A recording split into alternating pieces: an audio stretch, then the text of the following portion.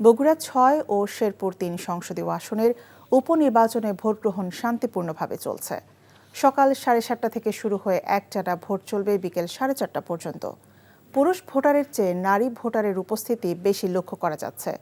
বগুড়া ৬ আসনে বিএনপি প্রার্থী রেজাউল করিম বাদশা শহরের শিববাড়ি হাসনা জাহান সরকারি প্রাথমিক বিদ্যালয় কেন্দ্রে এবং জামাত প্রার্থী আবিদুর রহমান শহরের সেউজগাড়ি সরকারি প্রাথমিক বিদ্যালয় কেন্দ্রে ভোট দেন।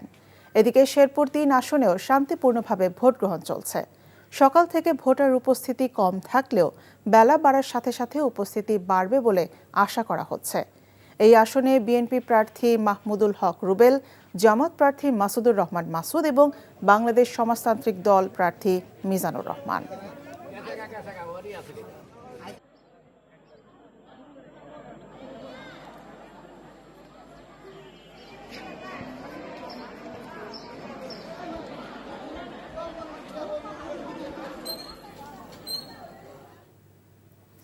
বগুড়া ৬ আসনের ভোট গ্রহণের খবর জানাতে এই মুহূর্তে আমাদের সাথে যুক্ত হচ্ছেন সহকর্মী আতিকুর রহমান সোহাগ।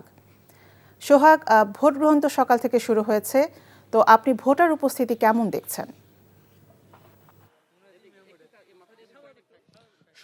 আমরা এই মুহূর্তে অবস্থান করছি বগুড়া শহরের বগুড়া জেলা স্কুল যে কেন্দ্রে, এই ভোট কেন্দ্রে অবস্থান করছি। এখানে কিন্তু সকাল থেকে আমরা দেখছি যে ভোটার উপস্থিতি সকালে কিছুটা কম হলেও এখন কিন্তু ভোটার উপস্থিতি বেলা বাড়ার সাথে সাথে কিন্তু ভোটার উপস্থিতি একটু বাড়ছে।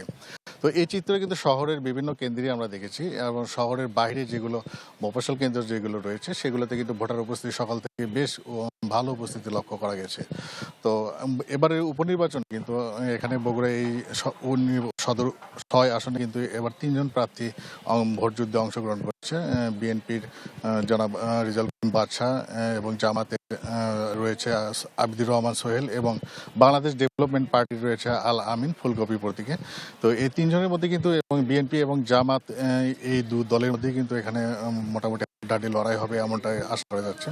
তো আর এই যে আমরা সকাল থেকে বিভিন্ন কেন্দ্রে দেখেছি যে সুষ্ঠু এবং শান্তিপূর্ণ পরিবেশে এখন পর্যন্ত কোথাও কোনো অপ্রীতিকর ঘটনার খবর পাওয়া যায়নি।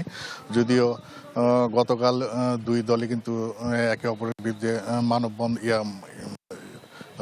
সংবাদ সম্মেলনে যে ঘটনা ঘটেছিল কিছুটা উত্তেজনা মনে হয়েছিল যে আসলে ভোটের প্রভাব পড়বে কিনা। তো সুষ্ঠু এবং শান্তিপূর্ণ পরিবেশ দেখা যাচ্ছে এবং ভোটাররা আসছে, ভোট গ্রহণ হচ্ছে এবং আইন শৃঙ্খলা বাহিনী পর্যাপ্ত মোতায়েন রয়েছে। আইন শৃঙ্খলা বাহিনী, ভিজিলেন্স টিম সহ কেন্দ্রগুলোতে তারা মোবাইল টিম রয়েছে।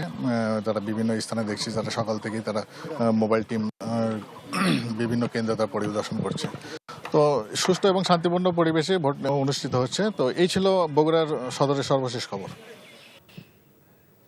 জানছিলাম বগুড়ার ভোট গ্রহণের খবর। এখন আমরা চলে যাচ্ছি শেরপুরে। সেখানে আছেন আমাদের আরেক সহকর্মী কাকুন রেজা। কাকুন, শেরপুর ৩ আসনে ভোটের পরিবেশ আপনি কেমন দেখছেন? সুরভি, শেরপুর ৩ আসনের ভোটের পরিবেশ এখন পর্যন্ত ভালো। মোটামুটি ভোটার উপস্থিতি আছে কেন্দ্রগুলোতে। এখানে আপনি জানেন যে জামায়াতের প্রার্থীর মৃত্যুজনিত কারণে এই নির্বাচনের আসনটা স্থগিত ছিল। এখন আবার ৯ তারিখে এই নির্বাচন হতে যাচ্ছে। এই নির্বাচনের ভোট গ্রহণের পরিবেশ, ভোটাররা আসছে, সকাল থেকেই ভোটাররা আসছে, আর বেলা বাড়ার সাথে সাথে ভোটারদের উপস্থিতি বাড়ছে। রয়েছেন আইন শৃঙ্খলা রক্ষাকারী বাহিনীরা এবং যথেষ্ট এখানে বিজিপি, সেনা সদস্য, পুলিশ সদস্য, আনসার ভিডিপি, এপিবিএন সব সদস্য সবাই আছেন এখানে ভোটের পরিবেশ এখন পর্যন্ত ভালো আর কি। সুরভি,